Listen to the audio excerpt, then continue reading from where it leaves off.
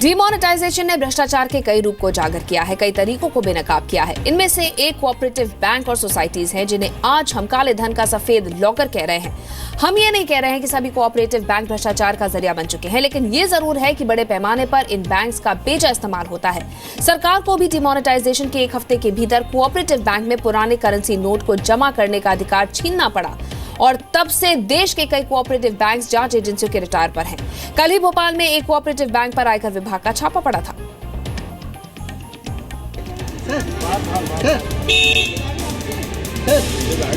घर के अंदर आयकर की टीम और बाहर घर के मालिक का ये गुस्सा और सफाई। पूरी तरह से असत्य अफवाहें हैं, किसी तरह का कुछ नहीं मिला। हथियार मेरे पास रिवॉल्वर है, रिवॉल्वर के मेरे पास लाइसेंस है। नहीं कुछ नहीं, 5 करोड़ कुछ नहीं मिला है। ये है भोपाल के सुशील वासवानी। आय से अधिक संपत्ति के मामले को लेकर 20 दिसंबर को वासवानी के घर, होटल और उस कोऑपरेटिव बैंक पर आयकर विभाग ने छापा मारा, जिसके वासवानी चेयरमैन हैं। उनके परिवार के दूसरे सदस्य भी महानगर बैंक नाम की इस कोऑपरेटिव बैंक के सदस्य हैं।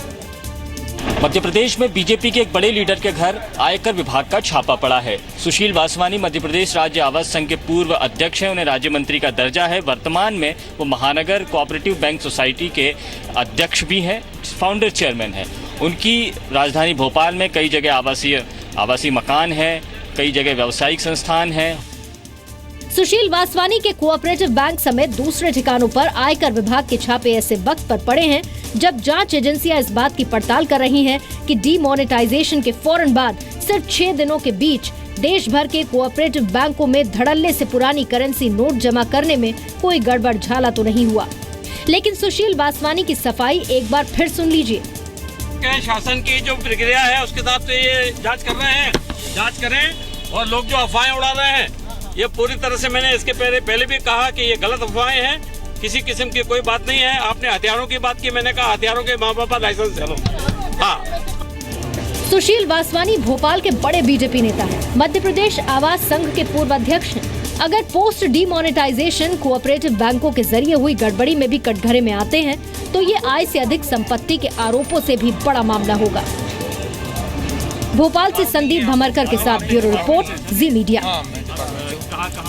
जांच एजेंसियों के पास किसी इक्का दुक्का कोऑपरेटिव बैंक में गड़बड़ी का अलर्ट नहीं है, बल्कि सच पूछा जाए तो इन बैंकों के जरिए हुई गड़बड़ियों की शिकायतों की बाढ़ आ गई है। ईडी ने 100 कोऑपरेटिव बैंक्स की शाखाओं में कई ब्यौरे मांगे हैं। ये इंदौर का एक कोऑपरेटिव बैंक है, इलाके के कितने ही जरूरतमंद किसानों का एक सहारा। लेकिन डीमोनेटाइजेशन के तहत इस जैसे कोऑपरेटिव बैंकों में पुराने नोटों को बदलने या पैसा जमा करने की सुविधा 15 नवंबर को छिन गई, क्योंकि कोऑपरेटिव बैंकों के जरिए गड़बड़ी का अलर्ट आरबीआई तक पहुंचा था। तो सरकार की बात को हमने बिल्कुल स्वीकार किया और हमारे जो है ग्राहक और किसानों को समझाया कि भाई ये हमारे को अभी अलाउ नहीं किया है और आप लोग अन्य जगह पे जो भी हैं बैंक वगैरह में जाकर के आप चेंज कर सकते हैं। कोऑपरेटिव बैंकों के आम खाता धारकों की दिक्कतें जायज हैं, लेकिन सवाल तो यही है कि आरबीआई क्या करती। समस्या कितनी बड़ी है इसका अंदाजा इस बात से लगाइए कि प्रवर्तन निदेशालय ने अब करीब 100 कोऑपरेटिव बैंक शाखाओं से उनके बंद पड़े खातों का ब्यौरा मांगा है। ईडी ने किसी संदिग्ध लेन देन की जानकारी भी देने को कहा है।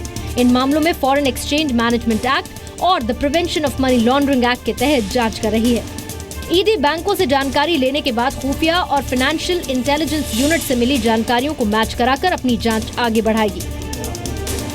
इंदौर से कन्हैया शुक्ला के साथ ब्यूरो रिपोर्ट, जी मीडिया। कोऑपरेटिव बैंकों में गड़बड़ियों पर जांच शुरू हो गई है। अब आइए आपको बताते हैं डीमोनेटाइजेशन के बाद एक हफ्ते के भीतर इन कोऑपरेटिव बैंक्स में क्या हुआ, जिसके बाद सरकार और आरबीआई से लेकर जांच एजेंसियों तक के कान खड़े हो गए। ये रिपोर्ट देखिए।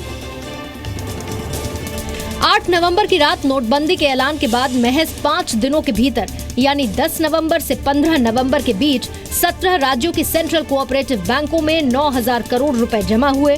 इससे पहले ये सभी बैंक नुकसान और नॉन परफॉर्मिंग असेट्स की समस्या से जूझ रहे थे। देश भर के डिस्ट्रिक्ट कोऑपरेटिव बैंकों का एनपीए यानी नॉन परफॉर्मिंग असेट 13,344 करोड़ है और साल 2014-15 में इन बैंकों का घाटा 8,700 करोड़ रुपए था।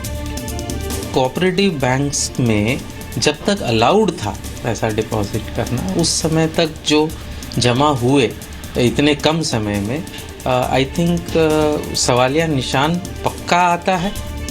अब सवाल ये है कि घाटे में चल रहे कोऑपरेटिव बैंकों में नोट बैन के ऐलान के बाद कहां से पैसे जमा होने शुरू हो गए। 10 से 15 नवंबर के बीच केरल के कोऑपरेटिव बैंकों में 1800 करोड़ जमा हुए। इसी तरह पंजाब के 20 कोऑपरेटिव बैंकों में 5 दिन के भीतर 1268 करोड़ रुपए जमा हुए, जबकि इन्हीं 5 दिनों के भीतर महाराष्ट्र के कोऑपरेटिव बैंकों में 1128 करोड़ रुपए जमा हुए। अब सवाल ये, जिन कोऑपरेटिव बैंकों में ज्यादातर किसानों और छोटे उद्यमियों के खाते हैं, इनमें से ज्यादातर लोगों ने लोन ले रखे हैं। इनके पास इतने पैसे कहां से आए? क्या किसानों और छोटे उद्यमियों के नाम पर कोऑपरेटिव बैंक का इस्तेमाल किया गया? ब्यूरो रिपोर्ट, जी मीडिया। कोऑपरेटिव बैंकों में गड़बड़ियों की शिकायतों का अलर्ट कुछ खास राज्यों के लिए सबसे ज्यादा, और इन्हीं में से एक राज्य है महाराष्ट्र। ये रिपोर्ट देखिए और समझिए कि महाराष्ट्र के ज्यादातर कोऑपरेटिव बैंक्स क्यों हैं जांच के दायरे में।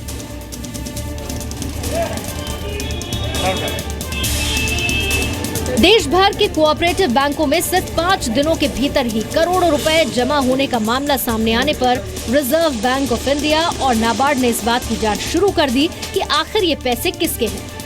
महाराष्ट्र में करीब 31 डिस्ट्रिक्ट सेंट्रल कोऑपरेटिव बैंकों पर सियासी पार्टियों का कब्जा है। इनमें से ज्यादातर कांग्रेस और एनसीपी के बड़े नेताओं के कब्जे में है। 31 बैंकों की पूरे राज्य में 3800 ब्रांचेस हैं, जिनमें से 5 दिन के भीतर सांगली डिस्ट्रिक्ट कोऑपरेटिव बैंक में 320 करोड़ रुपए और पुणे डिस्ट्रिक्ट कोऑपरेटिव बैंक में 600 करोड़ रुपए जमा हुए। अब नाबार्ड इस बात की जांच में जुटा है कि कहीं ये काला धन सफेद करने की जुगत तो नहीं। भाई ये जो कन्वर्जन हो रहा है, ये जो पुराने नोटों का कन्वर्जन लोग गोल्ड में कर रहे हैं, इसमें जरूर कहीं न कहीं बैंकों की जो संस्था है जिनका काम है पैसा ट्रांसफर करना, वो लोग ही कहीं न कहीं जुड़े गए। नाबार्ड के अफसर इस बात की जांच कर रहे हैं और अकाउंट में 2 लाख रुपए से ज्यादा की जमा रकम जांच के दायरे में है। मुंबई से एहसन अब्बास के साथ ब्यूरो रिपोर्ट, जी मीडिया। महाराष्ट्र के कई कोऑपरेटिव बैंकों के जरिए अघोषित कमाई को सफेद करने की आशंकाओं के बीच पिछले हफ्ते मुंबई में एक कार से 10 करोड़ रुपए मिले। ये बीजेपी सांसद प्रीतम मुंडे के कब्जे वाले कोऑपरेटिव बैंक के थे। मामला जांच के दायरे में है, लेकिन अब उस पर भी राजनीति शुरू हो गई है। 15 नवंबर को मुंबई की तिलक नगर पुलिस ने 10 करोड़ 10 लाख रुपए के नए और पुराने करेंसी नोट जब्त किए थे। पुलिस के लिए भी हैरानी की बात ये थी कि ये रुपए एक कोऑपरेटिव बैंक के थे।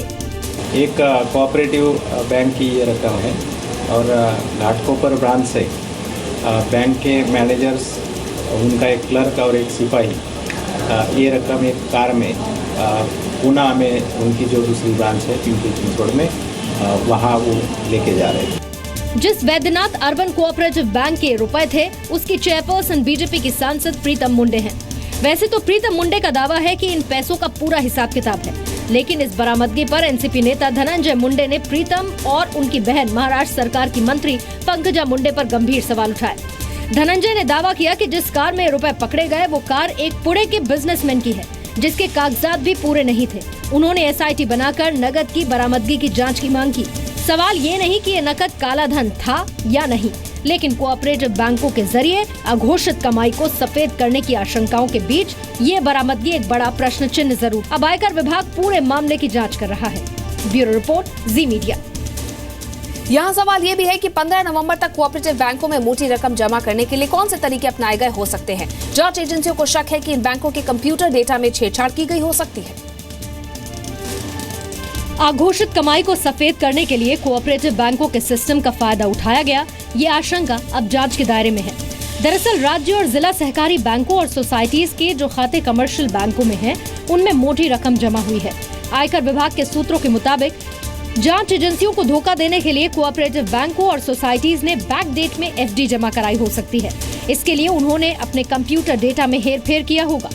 जाहिर है कि कोऑपरेटिव बैंकों के सिस्टम का लूप होल बेईमानों के लिए वरदान साबित हुआ हो। कहीं पे भी लूप होल्स है तो उसका फायदा उठाने की कोशिश लोग करते हैं। जरूर कुछ लोगों ने किया होगा। तो करप्शन बड़े पैमाने पे व्याप्त था, उन्होंने किया है कुछ पैमाने पे। अभी देखिए नोटें जगह जगह पे 10 लाख, 20 लाख, 50 लाख, करोड़ ऐसी नई नोटें पकड़ी जा रही है।